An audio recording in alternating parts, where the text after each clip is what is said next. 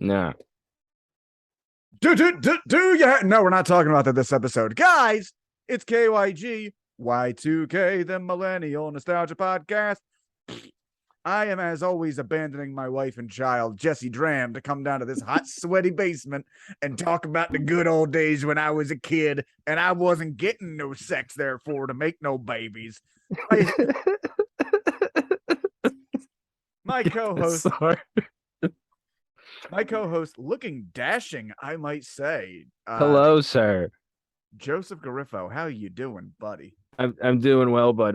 Before we get started today, I wanted to address a couple things from previous podcasts that I now know the answers to. I finally got a copy of Teenage Mutant Ninja Turtles one. It's a free comic book day one from 2009. It's not worth much, but I finally have a copy. I was right. The movie, the origin in the movie is the origin in the comic book. That they changed it for the cartoon for whatever reason. Okay. And in Prey, spoilers for Prey for the next like 30 seconds. When we were talking about how did they, I guess the gun, like I guess they come back for the gun in the credits. There's apparently all cave paintings, like hieroglyphics telling the story of the movie, and at the very, very end, there's like 3 predator ships that show up, what I guess alluding to something that we haven't seen yet. So, gnarly. Yeah.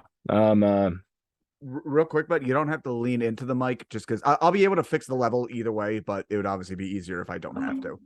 So. Right. All right. Okay. Good. Well, I was just our good friend of the podcast, Bill Wenham, sent a bunch of. He actually is the reason I have the Ninja Turtle one, and he also sent me. If you're not watching the video version, you're missing out on the fun.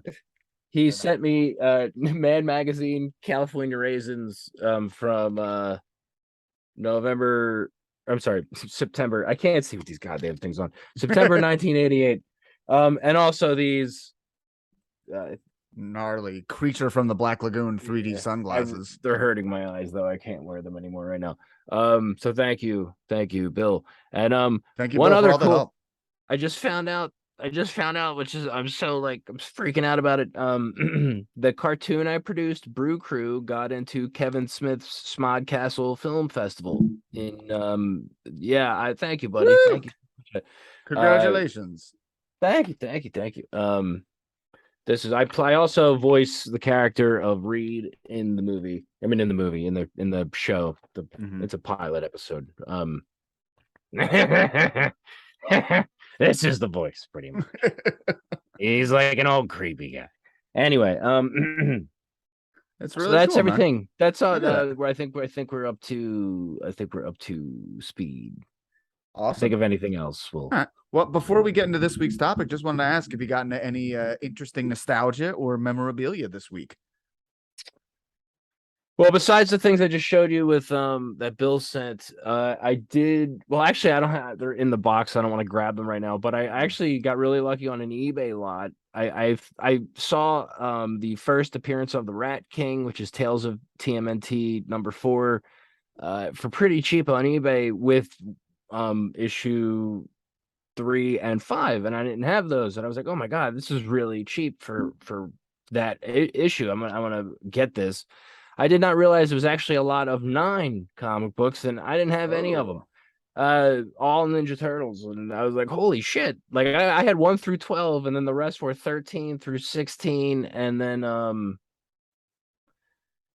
13 through 16. Oh, and then the Secret of the Ooze adaptation comic version. For a second, I was like, they made a novelization of that? That's fucking sort of, yeah, they did for the comic book version. And I just want to recommend, I have no affiliation to this movie or anything, but I absolutely love it. I got a copy of the WNUF Halloween special sequel. It's titled Joseph, if you could, for somebody, just because that is a more under the radar film, even though it does tie into nostalgia, why don't you give the listener a good idea on what the WNUF film Halloween special is and the particular like setup of it that makes it so cool? I'll just real quick backstory of how I first saw it. It came on right after an episode of The Last Drive-In with Joe Bob Briggs on Shudder. Shudder has like a live stream. It came on right after, and it held my attention the whole time, which is also important to note because the show ends at like 2 a.m. Mhm. So like this movie came on, and what it is basically designed to be a taped off television VHS tape of a It's news report. it's like a Yeah, local news affiliate. Like, yeah, we're down at the haunted house tonight, Tom. Back to you for sports. Let's see if yeah. anything spooky happens. And guess what? There's some spookiness afoot. Spookiness happens, but what makes it so great are they have these fake commercials. Oh yeah, that's right. It's Like commercials and all. the Which is they're, what is the year it's supposed to take place? 87 is the first one. And Okay. then this one, which just came out, and you can order it from his website, which is I think it's called Fly Groundhog. But if you Google out there Halloween mega tape, you could get the DVD. He's self-distributing it apparently for the first couple years. But this one takes place in 96 and just as good. Like I absolutely love it. And I can't recommend both of them enough. The fake commercials are worth it. Like it's just they're so well done. All right, yeah, worth checking it out. If you guys have a Shudder subscription, go check out the WNUF Halloween special. Myself, this week, I tend to watch a lot of old movies, but this week I had two really cool ones, both of them on HBO Max. Watched the 19, I think 87, 88 Rodney Dangerfield classic Back to School. Great movie. Such a good movie, parodied in the Sum 41 In Too Deep video. So that's a double layer of nostalgia right there. Yeah, Rodney Dangerfield goes back to school as a successful businessman to encourage his son, who, so help me. Here's what I never put together in that movie. His son is like odd looking. He's like small. And here's the thing I think I noticed today. He was in Christine. There we have it. More nostalgia. What I put together is that Rodney Dangerfield's whole business is he has a national chain of big and tall stores, which he calls tall and fat. And I think what they're trying to get across is that his son is neither of those things. He's a short and skinny little diver twink guy. And isn't lay off Vanessa. She gives great headache. But so remind me, isn't the villain in this also the villain in Karate Kid, Cobra Kai? Yeah, I was just about to say because my mom was asking me what else Johnny Lawrence was in. I was like, because I recognize my mom once again. My mom's legally blind, so I have to like she can't remember all she sees is peripheral vision, and so for those who don't, so I have to. I'm always explaining who people are and what they're in and stuff. What else was he in? I was like, he was in Back to School. I almost said Better Off Dead again because we talked about this before a long time ago. I thought he was in that, but he's not. It's just another guy with blonde hair. Yeah, if they had remade this movie in the late 90s, early 2000s, you know who would have been a perfect fit for Rodney Dangerfield's son? Friend of the show, Dean Bahar. As soon as I made that connection, like, oh, he would have fucking nailed this. And he looks very much like the guy. Yeah, you know what? Now that you mention it, he does. Yeah. Oh, also, I love Dean. We make him. He could do anything. That dude, great actor. Another fun thing in it for two more nostalgia things on my end. Danny Elfman appears in that with his band Oingo Boingo, nerd rock extraordinaire. And in one of the best scenes of the movie, the son is giving Rodney Dangerfield grief on, you haven't studied at all on your test on Kurt Vonnegut. And the fucking door rings, and it's Kurt Vonnegut, greatest American author of all fucking time. And another thing, Vonnegut, fuck me, fuck you. I love that movie. Great movie. And another quick one on HBO Max, they have a 15-year retrospective on the very big musical. I don't know if we'll ever get into this one, but the musical Spring Awakening, which was very big, came out in 2006, was the world's introduction to Leah Michele, who would later blow up the country on Glee and also blow up all her castmates who say that she's the fucking devil incarnate. But apparently was not at this time in this weird... Did you ever hear... Do you know who Duncan Sheik is? No, I don't think so. He was a one-hit wonder in the 90s. I am barely breathing. Well, I know that song. Well, I'm terrible with like names of songs like his name is Duncan Sheik. It sounds like a condom brand, but But yeah, they made an entire musical with this guy, and I don't entirely like it. I don't hate it either. About German school children in the 1890s who know nothing about sex and they all end up fucking each other. It's pretty crazy. You've seen all of 30 Rock, right? Yes. Do you remember the episode with the pregnant teenagers that she's trying to adopt from? Yeah. That girl made her bones in Spring Awakening. That's the only other place I've seen her. Very good in it too. Okay. Yeah. Okay. Anyway, let's talk. Well, actually, real quick, just to get plugs out, come see me September 9th at Wissahickon Brewing in Philadelphia. I'm running that show. Send an email right now to kygcomedy@gmail.com to reserve your tickets. $12 in advance, $15 at the door. Going to be a really good show. We got Peggy O'Leary, Neil Wood, Drew Thomas, Jay Simpson, Romy Rosner. I know I'm forgetting somebody, and I feel bad about that. It's going to be a great show.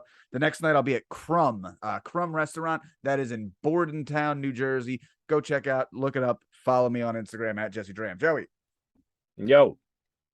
Oh, what do I got to Yeah. I guess my stuff. I don't know. I still have no idea when my stuff's going to be on Troma, but it will be soon. Including the thing that got into the Smiley Castle Film Festival, which is kind of funny. Nice. Because that thing was dead for a while. Not dead, but it had done well in film festivals. But then nothing happened, and then Troma. Anyway, That's how these things happen. Yeah. Okay. We'll see. Maybe something will happen. We're just going to go on the share screen for this entire episode because we have so many fucking clips.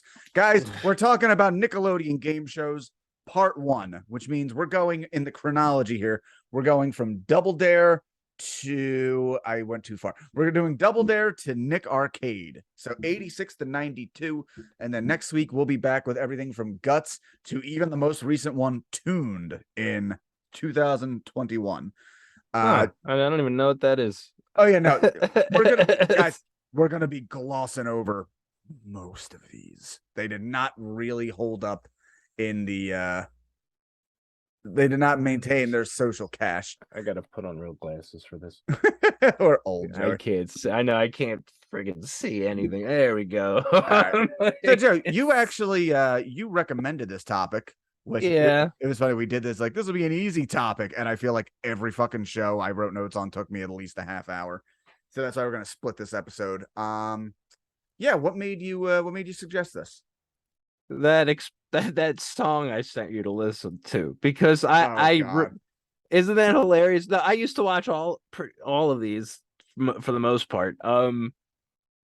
But I roomed with a bunch of guys. I didn't room with them. They lived on my floor freshman year of college when I went to Temple University. They formed a little fake party rap group called Explosive Bear, and they had a song called Global Guts, and I always loved it. And we'll play that. I guess we could play it. Do you want to play it? But this is what made me. I think we could say it. We'll save it for the actual when we're talking about Guts. I guess we'll play the song. I don't know if we'll get in trouble for playing it or not. I have no idea. They were never.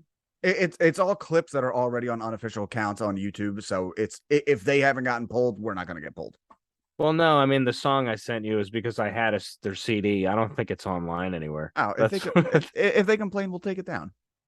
So yeah, that's fine. All right, we're gonna start with 1986 to 1993 Double Dare. Honestly, the Cadillac of Nickelodeon game shows, if you ask me. Where did this one rank in your own personal setup?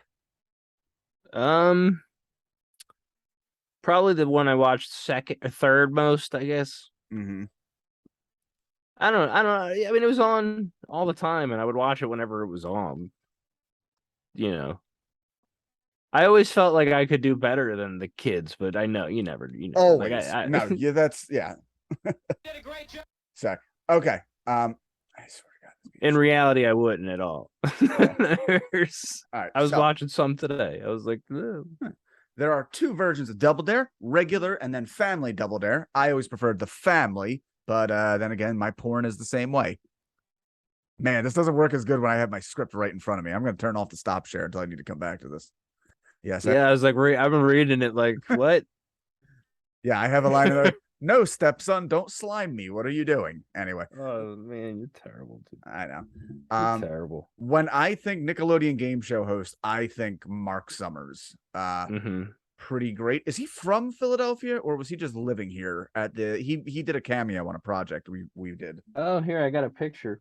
Oh, let's get up. Well, the movie was called Booted. It never came out, but that's the poster for it. You see Alan Ruck and then there's Mark Summers on the day he was there. I don't know if you could. There you go. Oh, is that And Bob? Is that Bob King Kaplan? It is Bob Kaplan. There's Bob Kaplan, Matt Nadeau, I think Dom Frank, Mark Mackner, and there's me in the back, all the way in the back. I'm like creeping all the way in the back there. Yeah. So I was also I think that was my 23rd birthday. Oh wow. That day, and I had in Casey Paul. This was the day I met Mark Summers. Casey Paul. Shout out Casey Paul. Yeah, she gave me a weed brownie and like an idiot I ate the whole thing like before we were filming that day. I didn't really have anything to do that day, but I had to be like in the background. But the Mark Summers was there that day, and he was in the car with me. It was just like me and him in a car, and I had eaten this brownie, and he's like talking to me, and I'm like, oh my god. Like what's like all I can think is Mark Summers is talking to me, and I don't know what to say. And I'm just what if I stick my hands up his nose and pull out a flag? Will I be a good boy? It was just an interesting experience because I like an idiot. Don't eat weed brownies when you're on the set of a movie, kids. Guys, especially if you're the producer. Like that was bad. That was a bad thing to do. I was young and an idiot, and there's a reason that movie never came out. Not because that's why the movie never came out. No, kids, no, but if you're ever going to appear in a film with a childhood game show host, don't eat weed brownies. You'll fuck up the whole project. That's not why the movie. Anyway, Joey. That's not what. Yeah. Speaking of, could have been. Supposedly, the first choice for the host of Double Dare, they offered the spot to somebody who got on Saturday Night Live instead. Can you guess, given the era? I'll skip it. Dana Carvey was the first choice to be the host of Double Dare. They offered it to him the day he got SNL. How fucking great would that show have been? It was great already, but Dana Carvey? Yeah. I also feel like the curse of Dana Carvey, the show wouldn't have lasted. Like I love Dana Carvey, even his very short-lived show. It's not like maybe we shouldn't have had the kids sucking on the nipples animatronically right away. It might have been an entirely different thing. I don't know. Are you okay, Zoe? My dog's like, I know it's hot down here. Poor Mark Summers. It later came out that it was revealed that he had big time OCD and germophobia. So the slime colored Double Dare set was its own special hell. He has great laid back wit, good with the kids. Thing I did not realize until I watched the episode today. The announcer, they just refer to it like Harvey, tell them what they win. And he's just like a little bald dude with a beard, but he's really cool. I like him. He's really cool. I read that they used all like expired food. Oh yeah, they had to. They had to get the guilt of the. Well, one of the things you're going to find out as we go through this episode is every single show that there's background information on, it's always we had zero fucking budget. Every time. I don't know how Nickelodeon was ever a success. Well, they had to get clever, I guess. Also, I was one of the first questions, like of the things that are of the shows that are available on Paramount Plus, the very first episode on there. That I think the second question is about the Cosby Show. I was like, oh. Then another question was like, what? This was really funny because if this was asked today, it'd be a different answer. It was like, what movie was Jabba the Hutt in? And you're like, and the kids are, and then once again, they're kids. So it's like, they're like, Return of the Jedi. Yeah, correct. But like now it would be Star Wars: A New Hope, Return of the Jedi, and I guess he's in episode 1 as well, right? Is he in anything else? Oh, I have no idea. I don't remember, but he maybe. But I think he's in episode 1 at the pod race, like in a little cameo. Yeah. He shows up. He like starts the race. He does everything but like, fire off a starter blaster. It's been many years since I've seen those. I'm just that was another question. It was just funny seeing. It was like I knew every answer, but like those were tailored for kids at that time, and I'd wonder if kids now would watch that and get any of those answers, because one of them was like questions like what were the Huxtables, what was Cosby's last name on the Cosby Show. The Huxtables, like those are some of the questions. Please describe Cliff Huxtable's favorite drink. Dude, you know what's fucked up? Apparently they found an old clip from the Cosby Show that is very, very damning in retrospect, where they're having a barbecue. I just know what you're talking about. Yeah, they're having a barbecue, and everyone's like, "This is a bad party. Like, what's going on?" And then Cliff's just like, "Wait till they get a taste of my barbecue sauce. When the people get all hippity-dippity when they've had Cliff Huxtable's barbecue sauce," and then everybody falls asleep and he molests them. Weird episode. I don't know how we didn't see it coming. All right, let's see if this actually plays. Joey, can you see my screen? I can. All right. That dares you to win 8 great prizes with a run through our this is super early, 1986. Say hello to our team, starting off right over here with the swatches. Mark, the year I was born. Year I was born. Come on. The year we were born. All right, this is kind of mean. I love how ugly everybody is. And just that, not just in that, like, nobody knew what TV presentable was. I keep trying to get across this idea in comedy that just hasn't worked yet. Of like, one of the most damning things about the internet and camera phones today is that little kids know what they look like on camera. So they like instantly have a like, "Hi, I'm Jacob. I go to Somerset Middle School," or whatever bullshit. Meanwhile, I watch, again, a lot of old TV, and you will see in these old TV shows, like if they turn the camera around at the audience, you will see like these middle-aged men in suits, clearly World War II veterans, killed 30 fucking Germans, and as soon as the camera's on, they're like, "Oh, please, turn it away, please. I don't look my best." No. And you can see, if you watch, you have a whole bunch of old movies. Aren't you ever struck by the way people appear on screen now that they, don't know what they look like on screen? I'm just more amazed at how old everyone always looked. Yeah. Even like I'm like older than them now in certain movies and things, but they still look older than me. I feel like that, you know what I mean? I don't know. It's weird. So I put on this particular thing. I'm pretty sure this is the clip I'm looking for. I was blown away at just how fucking awkward this kid was. And of course I pressed the button and it went away forever. Good job, Jesse. There it is. All right, there it is. Let's see what I can get. How many instruments? Oh, yeah. So, all right, he asked the kid, "I understand you play a bunch of instruments. Listen to this fucking kid for 5 seconds." They put this kid on television. Tell us what each one is. Trumpet, piano, baritone, trombone, valve trombone. Well, same thing, but it's that's 5. 2 more. Advertisers are lining up. We'll get back to it a little later. All right. The thing is that you have control. You have. It is so fucking. I can't see the video. You for can't? some reason. No, I can see the pause image and then it goes to black screen. I can hear it though. It doesn't matter. Okay. Yeah. I know. Yeah. I do think it's funny. A lot of the kids, and this isn't anything against them, they're very not TV ready. They're not like, they're like, yeah. Especially on Nick Arcade, which will be like a lot of those kids were like, yeah. But at least in the 5 episodes I watched today, there were not many energetic children. No. And so, yeah, we hit on the trivia sucked. The one I watched, the first question was, who was the youngest daughter on Family Ties?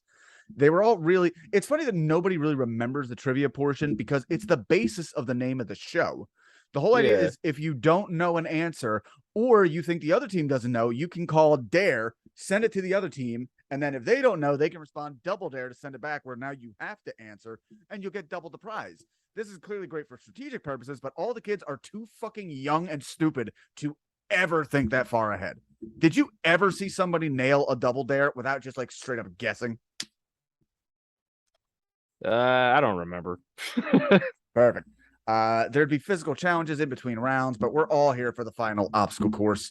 I love the obstacle courses as a kid. I personally wish there were more of them in adult life. I really just think rock climbing and parkour is adult obstacle courses. And you know, Well, you're the one that introduced me to Ninja Warrior exactly that in the day, which is an adult obstacle course. Way harder. Oh yeah. I'll give them that. They could have put some of those hard, you know. Shout out to a guy I know, Bobby, who does that. He tried out for American Ninja Warrior and stuff, and he's always trading. I always see his videos. Pretty cool. Nice. I can't do that. I'm like, the final obstacle course has 8 stations, each one having a flag that needs to be captured to proceed to the next obstacle. I personally felt like I rarely saw kids beat the obstacle course, but yeah. The cash winnings were also so small. The total cash winnings I saw at the end of this episode was like $200 between both teams. Mm-hmm. That and the prizes were weird. Like the prizes were, it's weird because they're all like one was an Atari, because like the first episode I watched was from '86, I believe, or '87. I saw the Atari one. They were giving out an Atari, like these color TVs that I guess would be retro now, and people would pay hundreds of dollars so they could play their retro video games on them and stuff. All sorts of things that people would probably actually pay, like probably what the price was when they came out, maybe more. But I also found it funny. It was filmed in Universal Studios, right? Joey, here's the thing I was waiting to get into. Looking at some of the behind the scenes stuff on this, the first couple years, dude, they were filming this in Philadelphia at the local WHYY affiliate.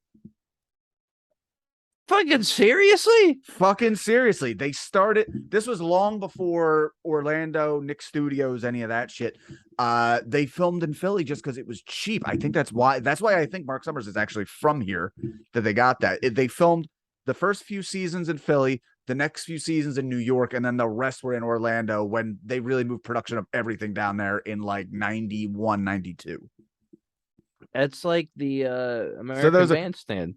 Yeah, those are local rotten beans you see in there, Joey. Wasn't Bozo the Clown here too? I don't remember if he started here. He might. I'm going to look that up real quick. Hold on. I remember there being episodes and stuff here. That's not important though. I was just that's weird. I never knew that. I guess it makes sense. It says Bozo originated in 1946 in Los Angeles. Mark Summers. Last time I saw him, I was working at Green Eggs, which is a restaurant here. And actually, if you Google, or guys, go to YouTube right now and type in. Go ahead, Jesse. Go to YouTube. Type in Green Eggs Rats. Okay. And I quit this place a week before this happens. Everybody loves it. It was really good food, but it's just unfortunate. Check this out. This was also like, I don't know, over 10 years ago, probably. The 30-second posted 9 years. Yeah, the first one. That's it right there. Yeah. Bro. Yeah. So that's where I was working, and Mark Summers walked by the outside window. That's the last time I saw him. I didn't say anything or talk to him. He just walked by. But yeah, this video is nuts. That's hilarious. I quit a week before that happened. They claimed it was a water main break, but yeah. I don't know. So in the production deciding the obstacles, they received a strict rule that the obstacles could look like mouths or noses, but no butts. They couldn't have a kid like reach it, which never would have come to my mind. But I think about it, making a kid like reach inside of a giant fucking butt crack to find a flag is pretty great. Some notable obstacles: the ice cream sundae slide, which producers straight up said, like, we told the kids to climb up the slide, they'll never get up the middle. And in this article I found where they were talking with the old producers, they were straight up like, these kids were fucking stupid. They never listened. They'd go right up the middle and then cry when they couldn't get up there after we pretty much told them how to cheat. The giant peanut butter sandwich, the giant nose, that giant hamster wheel, and the giant gumball dispenser. Here. Yeah. Whoa. That was loud as fuck. Now might be Not a good for me. I didn't hear anything. Oh, well. Aren't Wow. you so fucking special with your titanium ears? We're gonna watch a quick video You here. bought me these for the That's true. Quick video here. Best Double Dare moments. On your mark. Get set. Go. I'm going right to best landings. There's another video here I have that's also just called Kids Eat Shit on Double Dare. So, all for it. Oh, the music is so good.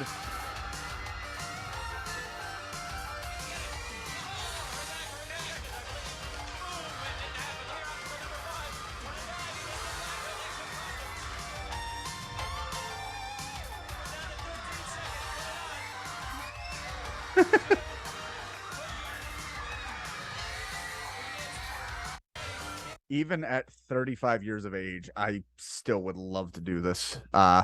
Little section here called Flag Fails. This is just kids failing horribly. Because that's the fun thing watching these now is Mark Summers is not just standing in a booth at the side while they run this obstacle course. He is there on the side fucking yanking these kids by their collars. It's like he's such a nice, friendly guy, but you can tell these kids are so bad at the obstacle course. 60 seconds is not enough time. He's running next to them the whole time, like, get to the fucking nose. No, not that one. Not that one. You're gonna lose. Everyone's so dirty. It is hilarious how much he's losing. All right, let's look at the best flag fails.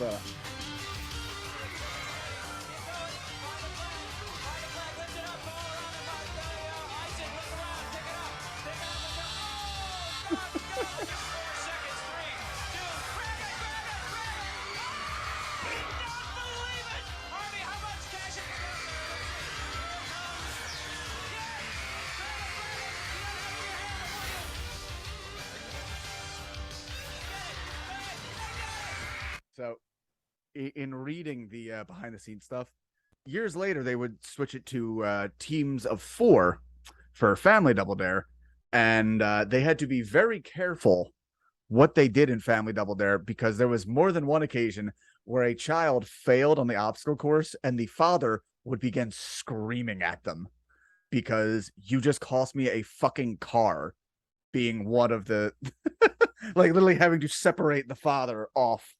Wow. Yeah.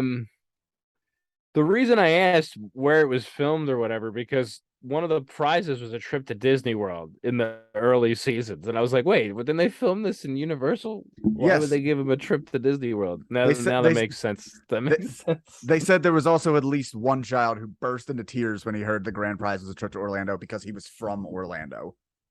Oh man, that happened on Wheel of Fortune once. I saw a lady win a trip to Philadelphia for the Winter Classic when that was here, the hockey game. Hell yeah. But she was from here. So yeah, you take a staycation.